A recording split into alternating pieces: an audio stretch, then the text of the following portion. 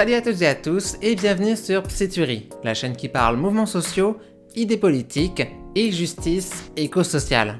Et en cette journée internationale des droits des femmes, je vous propose de plonger dans une lecture absolument passionnante avec le livre de la sociologue Aurore Coquelin, La Révolution féministe.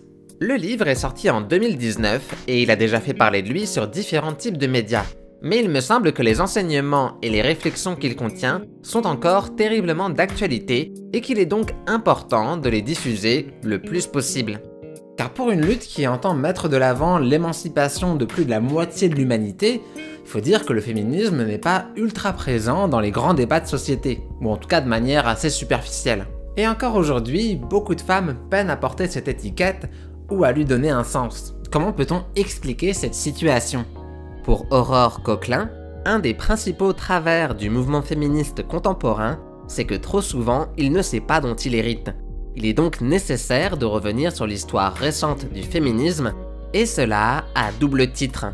D'une part, pour pouvoir effectuer le bilan des différentes politiques qui ont été menées, et d'autre part, pour pouvoir prendre du recul sur la situation actuelle. Bien que celle-ci se présente à nous comme radicalement étrangère aux situations passées, elle n'est pas si neuve que cela, et les théories que nous adoptons dans l'espoir d'y répondre sont elles aussi le fruit d'une histoire.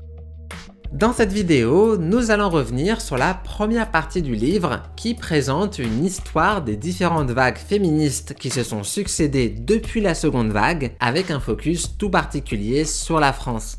Et dans une deuxième vidéo, qui sortira une semaine après celle-ci, nous parlerons de la seconde partie du livre qui est consacrée à l'analyse et à la critique des différentes stratégies militantes qui sont actuellement en œuvre dans le milieu féministe français.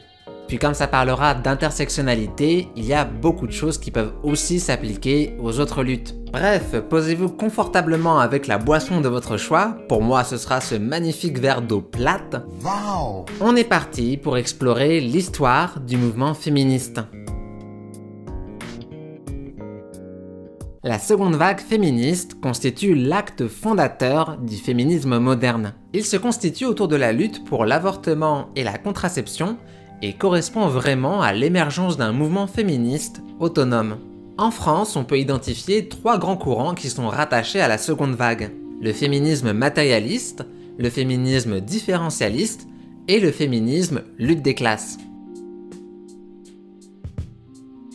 Le féminisme matérialiste utilise les outils conceptuels du marxisme pour étudier le patriarcat, en considérant que toute domination doit son existence et sa perpétuation à des bases matérielles. Le premier grand apport de ce courant est la défense d'une certaine autonomie et auto-organisation du féminisme. Cela se traduit notamment par le développement de nouveaux instruments de lutte, comme la non-mixité, qui est directement héritée de la lutte pour les droits civiques aux États-Unis. La non-mixité rend possible l'élaboration de théories politiques à partir de l'expérience commune de l'oppression, ce qui permet en retour la libération de la parole et la réappropriation de la parole politique. Le deuxième grand apport de ce courant, c'est la théorisation du travail domestique, qui va se placer à la fois en continuité et en rupture de l'analyse marxiste.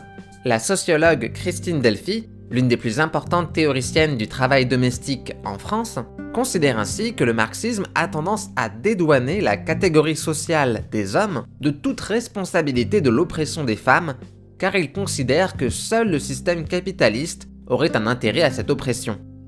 Or, cela a pour conséquence d'invisibiliser le rapport spécifique qu'ont les femmes à la production, car la réalité c'est que les hommes, quelle que soit leur classe sociale, tirent des bénéfices très concrets de l'exploitation du travail domestique des femmes. 93% des femmes en couple font le ménage, contre 40% des hommes. 93% des femmes aussi font à manger quand un homme sur deux seulement se met au fourneau. Victoire écrasante aussi des femmes pour les courses, la vaisselle et le repassage. Le féminisme matérialiste va ainsi rejeter l'idée implicite que l'émancipation des femmes serait automatiquement acquise avec une révolution marxiste, et que par conséquent, la lutte féministe est une lutte qui devrait être systématiquement absorbée par la lutte contre le capitalisme. Le féminisme matérialiste est un courant dont les revendications et les élaborations théoriques ont beaucoup marqué et continuent encore à marquer les études du genre en sociologie ou les pratiques militantes contemporaines. Mais en raison de ses positions assez strictes concernant l'autonomie du mouvement, le féminisme matérialiste a eu la difficulté à élaborer des positions stratégiques fortes. Cela s'est traduit notamment par une incapacité à empêcher l'institutionnalisation de toute une partie du mouvement de libération des femmes, et aussi à entretenir un mouvement social de terrain qui soit puissant. Les théoriciennes se sont repliées vers les milieux universitaires, tandis que les militantes se sont repliées vers les milieux associatifs. Le féminisme différentialiste s'inscrit en opposition au féminisme matérialiste, et sa vision selon laquelle il n'existe pas de différence naturelle entre les femmes et les hommes, mais uniquement des différences socialement construites. Au contraire, le féminisme différentialiste revendique l'existence de différences de nature, y compris de différences psychiques, entre les femmes et les hommes, qui font qu'il existe une forme d'essence de la féminité et de la masculinité. Et pour les féministes différentialistes, le problème c'est que le patriarcat empêche la reconnaissance, l'expression et la valorisation de l'identité féminine. L'émancipation des femmes doit donc passer par la revalorisation de la féminité. Le féminisme différentialiste entend ainsi soutenir une sorte d'égalité dans la différence entre les hommes et les femmes en mettant en avant leur complémentarité. On peut rattacher ce courant politique au féminisme post-structuraliste qui s'est beaucoup développé dans la psychanalyse féministe. Le dernier courant marquant de la seconde vague, qui est aussi un des moins connus, c'est le féminisme dit lutte des classes ou le féminisme marxiste. Pour rappel, la deuxième vague est marquée par un désintérêt des organisations marxistes traditionnelles envers les nouveaux enjeux féministes, que le qualifie grossièrement de préoccupation de petites bourgeoises, ce qui provoque l'éloignement des militantes féministes de ces organisations au profit du féminisme matérialiste. Pour certaines, cet éloignement a eu des conséquences délétères des deux côtés. Du côté marxiste, cela a conduit à une absence d'élaboration théorique, stratégique et programmatique sur le féminisme. Et du côté du féminisme matérialiste, cela a accentué des difficultés à concevoir une stratégie féministe ambitieuse qui puisse désenclaver le mouvement. Et c'est justement pour remédier à cette situation problématique de déconnexion des organisations marxistes traditionnelles avec les nouveaux mouvements sociaux de leur époque qu'une voie alternative va être proposée, le féminisme marxiste. Celui-ci va se structurer au sein d'organisations de la gauche trotskiste et 68arde, comme l'Alliance marxiste révolutionnaire, Révolution, et la Ligue communiste révolutionnaire, qui est l'ancêtre du NPA. Pour l'autrice, la relative invisibilisation de cet héritage résulte du désintérêt des organisations marxistes pour ces expériences, au-delà des militantes qui s'y étaient investies, le relatif sectarisme d'une partie des militantes du MLF, et enfin, la relative confusion interne qui a secoué ce courant au moment de l'affaire du voile. En France, la seconde vague est marquée par deux grandes organisations, le mouvement de libération des femmes, le MLF, et le mouvement de libération de l'avortement et de la contraception, le MLAC. Bien évidemment, ces deux organisations ne fonctionnent pas en silo. Il y a des militantes du MLF qui participent au MLAC et inversement. Créé en 1970, le MLF est l'organisation la plus connue de la seconde vague et de la lutte pour l'avortement. C'est aussi son organisation la plus séparatiste et la plus autonomiste. Très marquée par la présence des féministes matérialistes, elle fonctionne en non-mixité, défend les positions les plus radicales et se veut autonome de la lutte des classes. Son champ de revendication va bien au-delà de la seule question de l'avortement, puisqu'il comprend également l'émancipation des femmes dans des domaines qu'on aurait autrefois qualifiés comme relevant de la sphère privée, comme la sphère familiale ou la sphère de la sexualité. Cependant, la radicalité du MLF va causer plusieurs désaccords en interne concernant les orientations stratégiques du mouvement. Ces désaccords vont conduire à une démobilisation d'une partie des militantes et à des scissions internes du mouvement, dont l'une des plus célèbres est probablement celle menée en 1979 par Antoinette Fouque, représentante du courant féministe différentialiste au sein du MLF. Le MLAC est créé en 1973 sous l'impulsion de l'extrême gauche et des féministes marxistes. Il s'agit d'une coalition de lutte pour l'avortement qui regroupe des organisations féministes, des associations, des syndicats et des partis politiques. Il fonctionne en mixité et se développe à l'échelle locale et nationale. Il comprend également de nombreux médecins engagés qui vont organiser la pratique collective d'avortements illégaux. Mais lorsque la loi Veil dépénalise enfin l'avortement en 1975, il y a très vite une absence de consensus concernant l'avenir du MLAC. Certaines militantes pensent que cette victoire politique doit marquer la fin de l'organisation, tandis que d'autres veulent continuer à la faire vivre. Malgré un regain de mobilisation en 1977, à l'occasion du procès des militantes d'Aix-en-Provence pour des pratiques d'avortement illégaux, le mouvement va s'essouffler. La période allant des années 80 au début des années 2000 marque un tournant pour le féminisme en France qui va se trouver face à plusieurs impasses. C'est en quelque sorte le creux de la vague. La première impasse concerne l'institutionnalisation de toute une partie du mouvement féministe lors de l'arrivée de la gauche au pouvoir en 1981. Si ça semble a priori positif, cela va surtout accentuer les difficultés à faire émerger un mouvement social massif en déplaçant la question féministe sur le plan parlementaire, législatif et gouvernemental. Alors oui, ça aboutit à quelques avancées, mais le plus souvent, il s'agit d'avancées limitées ou d'ordre symbolique. L'institutionnalisation contribue ainsi à affaiblir les aspirations à une transformation radicale de la société au profit d'un réformisme moins ambitieux. La seconde impasse, c'est la réorientation des militantes féministes vers de très nombreux collectifs qui ont pour vocation de défendre des revendications sectorielles sur des thèmes spécifiques, comme les violences faites aux femmes ou la contraception. Si ces collectifs jouent un rôle évidemment très utile, ils illustrent surtout le manque de moyens publics consacrés aux enjeux qu'ils défendent. À la manière de l'institutionnalisation, ces collectifs ne vont plus organiser un mouvement de masse autour de grandes revendications, mais se développer une expertise sur certains points très précis. La troisième impasse concerne la très grande difficulté à faire converger la lutte féministe et la lutte ouvrière, que ce soit dans les partis politiques ou les syndicats. Il faut toutefois nuancer ce point en mentionnant les luttes qui vont se développer dans les secteurs du tertiaire qui sont particulièrement féminisés, comme chez les infirmières ou chez les assistantes sociales, et qui sont d'ailleurs relayées dans les milieux d'extrême gauche par les féministes marxistes. Et malgré tout, les grandes manifestations et les grèves de 1995 donnent des occasions de convergence pour les luttes féministes et le reste des mouvements sociaux.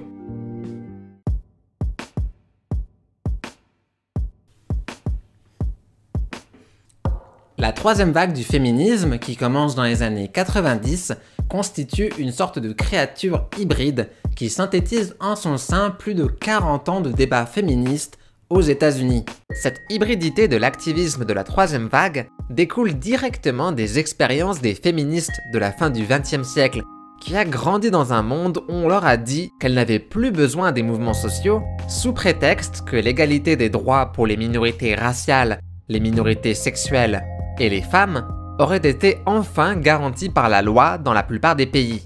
Mais l'écart entre la loi et la réalité, entre les proclamations politiques abstraites et les expériences concrètes qui sont vécues, révèle donc la nécessité de formes d'activisme à la fois anciennes et nouvelles. On va donc revenir sur les prémices de la troisième vague aux États-Unis. Le black féminisme naît à la fois du mouvement pour les droits civiques des années 50 et 60 et de la seconde vague du féminisme des années 60 et 70. Partant de l'incapacité des deux mouvements à sérieusement prendre en compte les femmes noires, le black féminisme va chercher à synthétiser trois types d'oppression autour de la classe, du genre et de la race.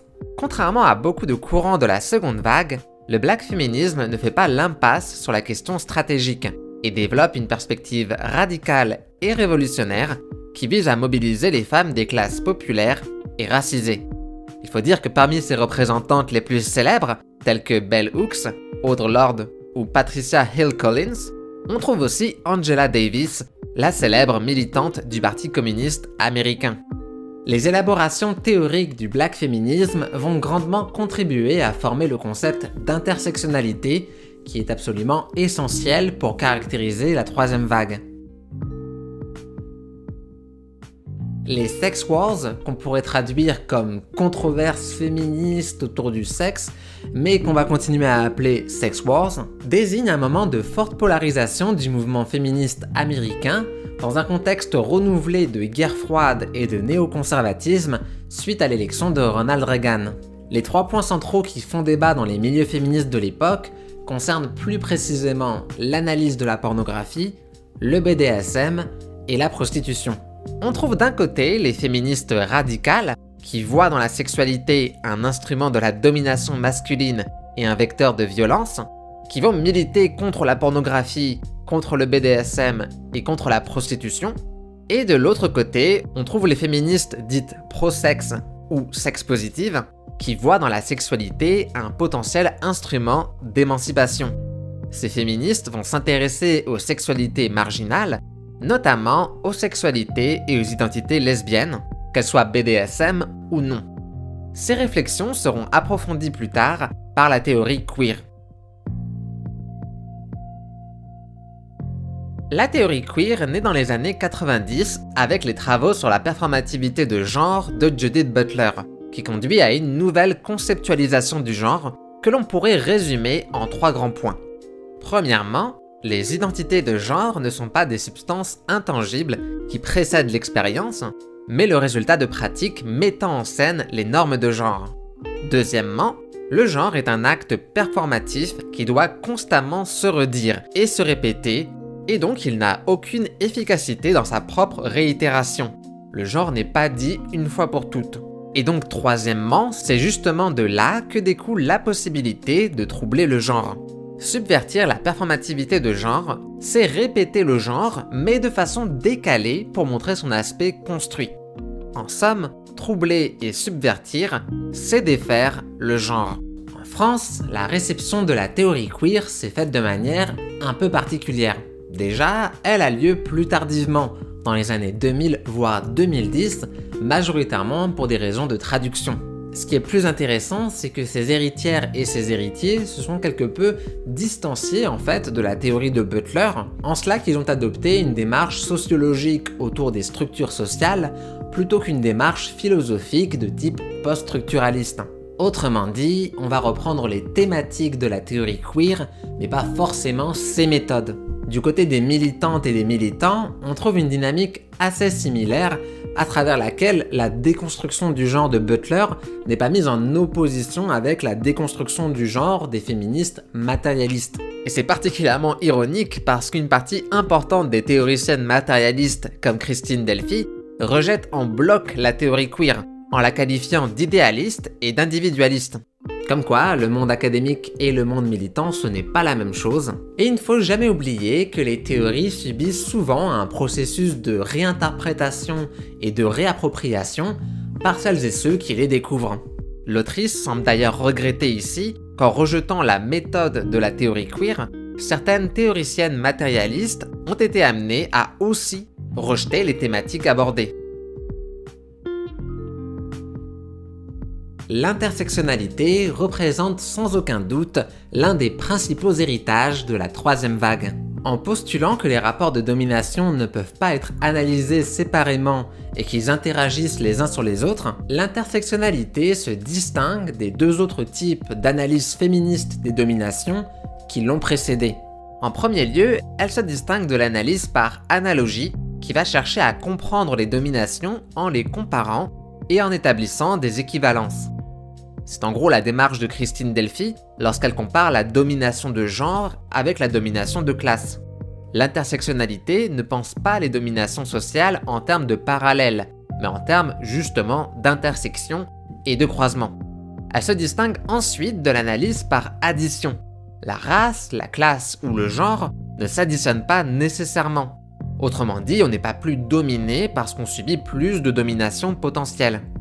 Les dominations s'articulent et se recomposent mutuellement, et donc il faut toujours les analyser simultanément.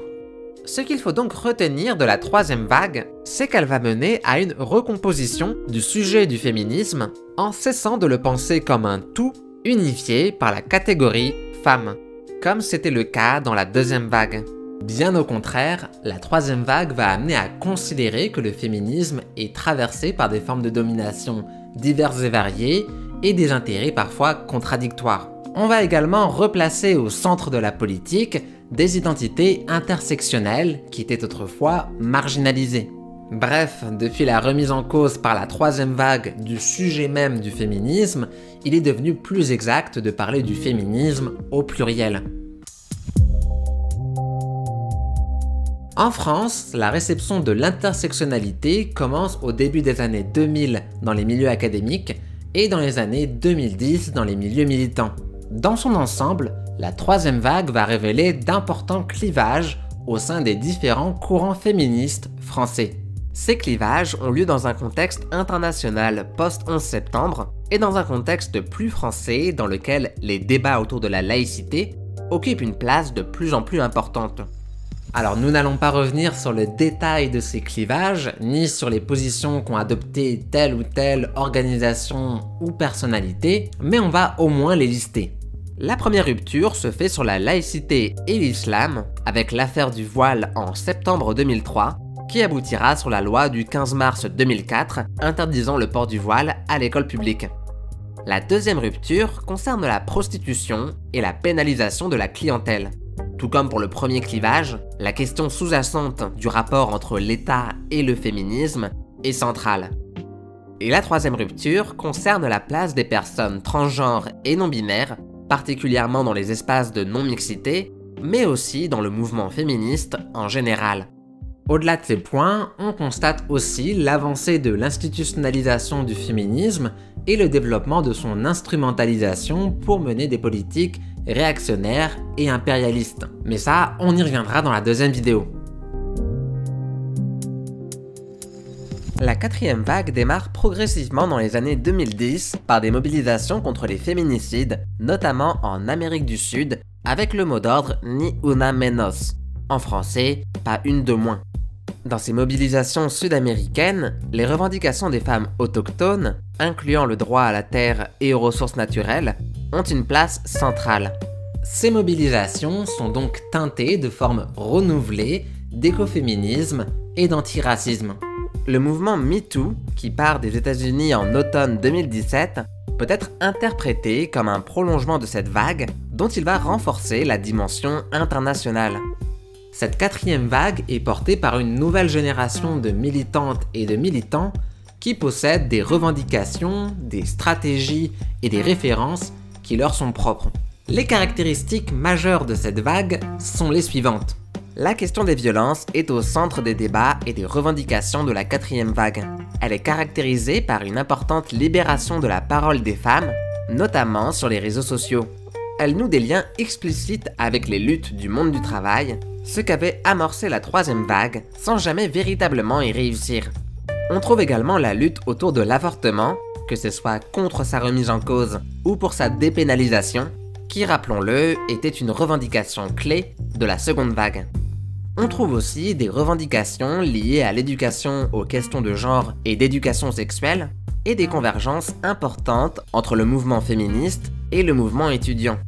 L'autrice considère ainsi que la quatrième vague féministe en cours constitue une sorte de synthèse entre les différentes vagues qui l'ont précédée, et dont elle entend reprendre les meilleurs éléments et dépasser les contradictions.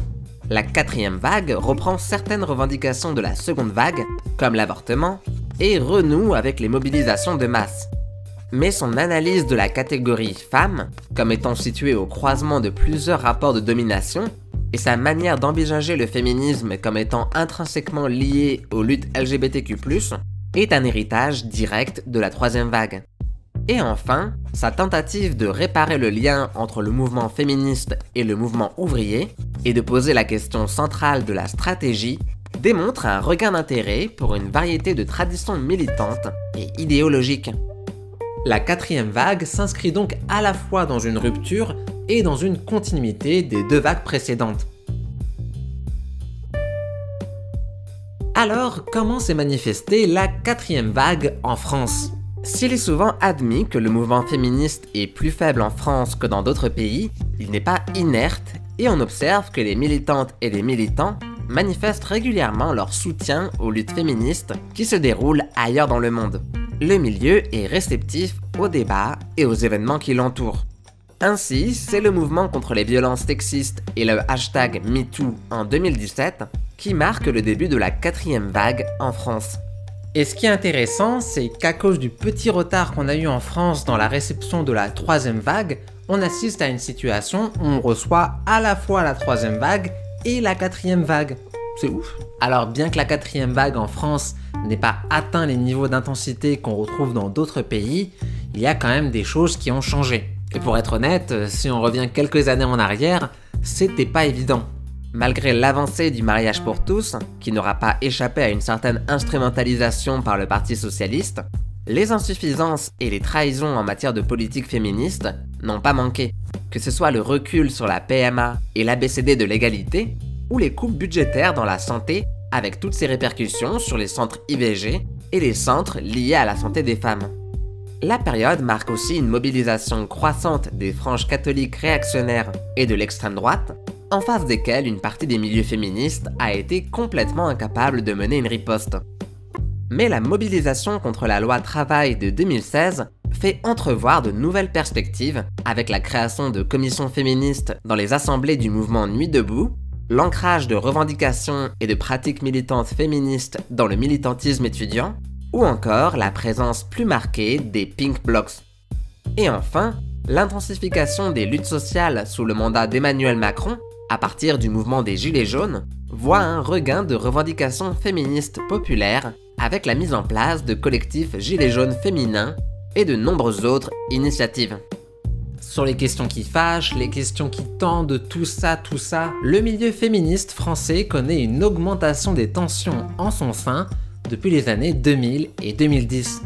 D'un côté, on trouve le féministe hérité de la seconde vague, plus institutionnalisé et dépendant de l'État, qui défend une politique réformiste de plus en plus difficile à avancer face aux politiques d'austérité.